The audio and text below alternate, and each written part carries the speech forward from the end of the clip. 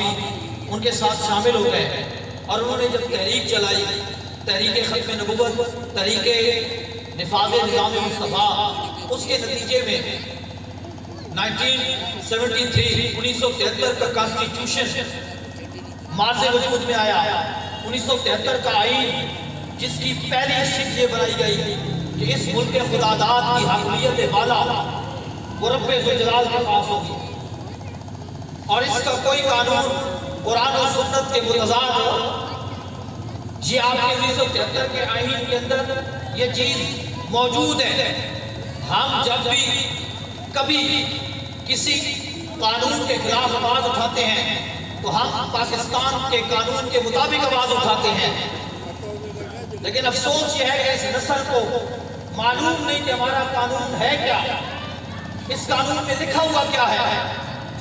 اس کے برعکس، اس کے متضاد ہماری اسمبلی سے بل پاس ہوتے ہیں۔ ہر دور حکومت کے اندر اللہ کی حاکمیت کو پس پشت ڈال دیا جاتا ہے۔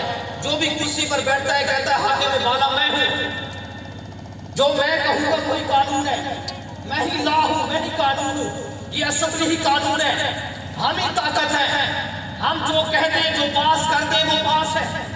اور پھر انہوں نے ایک ممی سی بنائی ہوئی ہے، اسلامی نظریاتی کونسل، جو ان کے اپنے ہی ملازم ہیں، وہ جو کہہ دیں وہ پاس اسلام کے مطابق ہو گیا۔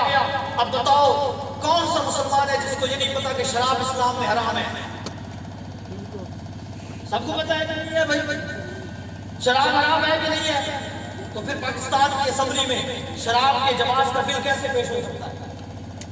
اور ایک ہندو کو کھڑے ہو کے اس کی مذمت کرنی پڑے کہ ہمارے نام پہ آپ شراب کی اجازت طلب نہ کریں۔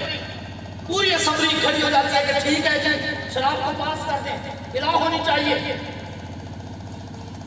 آپ اس 19 اپریل 2021 کو ڈومیسٹک بل پاس ہوا آپ کی اسمبلی سے، یہ باتیں کرنے کی اور سمجھنے کی ہے۔ لوگ پوچھتے ہیں کہ آپ کو کیوں میدان میں آنا پڑ رہا ہے؟ وجہ یہ ہے کہ جو بھی بہر آتا ہے، کرسی پر بیٹھتا ہے